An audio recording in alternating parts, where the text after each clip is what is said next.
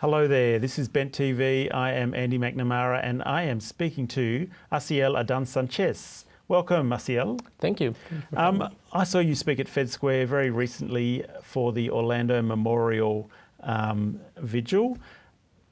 Please tell us some of the things you covered. You covered a broad range of things beyond Orlando and got quite a strong positive response from quite a bit of the audience. Yeah, definitely. I mean, the first thing that I wanted to address was kind of my community and the Latin American community.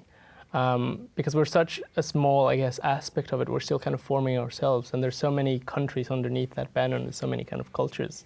So I wanted to address them first and say, you know, this is what we've been mourning, and this is a call out, I guess, for our community to come together. And from there on in, I kind of had a bit of a rant about, I feel like, everything that's been going off wrong. And on a nutshell, I feel it was very much around getting frustrations out around all this structural violence that's occurring in America and how that's impacting what's happening in Australia. So all the notions of racism that's been a huge issue in America and how that is reflected within our own communities.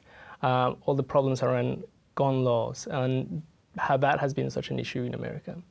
And I guess particularly coming from Mexico, those gun laws also fuel a lot of the violence that is happening within my own country. Totally. But nobody is really speaking about how that gets an impact. But all the guns in Mexico, all the handguns are allegedly second-hand guns from the US brought down. Yeah, absolutely. It's quite easy to just go over the border, you know, buy a gun and smuggle it back in.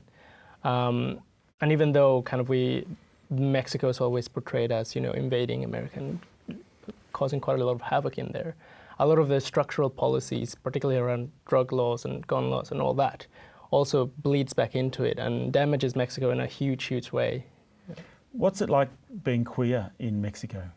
I actually would have very little experience about being queer in Mexico. I came out just after I moved to Australia. But in my time that I was in Mexico, I was mortally afraid of kind of coming out.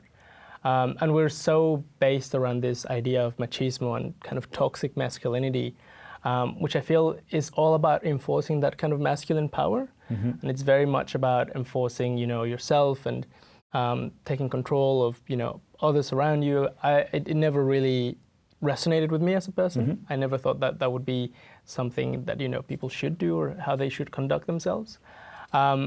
So to me, it was immensely difficult. It would have been immensely difficult coming out in Mexico.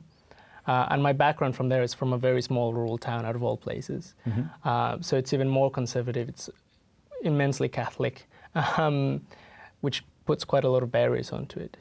But having said that, we do have a lot of really fantastic cultural spaces as well, where queerness is celebrated. So I think actually Mexico had gay marriage before the US and has it before Australia.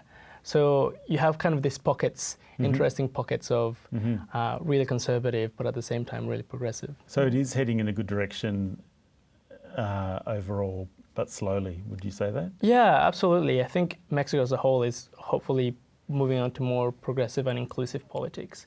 And I think we're very much finding our ways of reconciling kind of all culture with our sexuality and genders and respecting that more broadly. Yeah. Right. You're in Australia studying medicine and you have been involved in, I guess I'd call it trans training, trans and gender diverse training for medical students and other health professionals. Can you tell us a bit about that work? Sure. So actually my involvement with advocacy initially came out of that.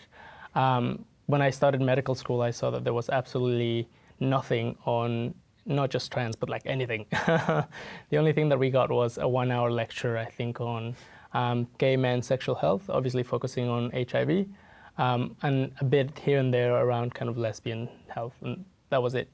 So I thought that was a huge, huge, huge gap in the curriculum. And when you speak to medical students, you know, they have not the slightest idea about gender or pronouns or what transgender means. So every now and again, there's opportunities to organize educational sessions. So there's areas where, you know, all medical students have to attend, all medical students have to be there. So if you can get in on them and say, okay, this is what's happening and this is what you need to know. I found that most medical students respond quite well. It's just a matter of actually getting those things out there. So will the new generation of doctors coming out be well informed? Do they need?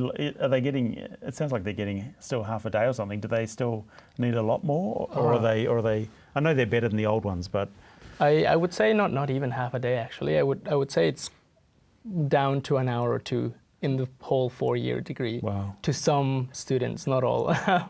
So it definitely needs to be more embedded into the curriculum. And my big kind of struggle is that if we get medical students from the ground up, from when they're just starting, then they'll have that knowledge no matter what degree, field, specialty of medicine they end up in. So they'll have that core knowledge around what's trans, what's pronouns, how to go about creating a safe and inclusive space, and kind of, challenging those systems of structural violence that create a lot of barriers to healthcare for trans and gender diverse people. If you're a trans person now, I just can't imagine being able to access the right services. There seem to be very few services, and look, out in the suburbs, there's no doctor with any idea. There's nothing. Is it going to be better soon? Will it be better in 5 or 10 years, or is it a much longer journey? I think there are so many levels of structural violence that are embedded into each one. So, for example, training doctors is one thing, but when you put them in a hospital and their forms only have male and female, what are they going to do? They can't really do anything with that. Similarly, when they go out to clinics and their forms are very specific, there's no consideration to pronouns. There's they still have to work within very restricted access to healthcare. So, for example, a lot of the more inclusive GPs know that their clients or patients don't have to, go for a psych assessment to access hormones, but that's required by law. So they have to wait, 6 months, 8 months, 12 months to get that psych assessment and say, your GP was right.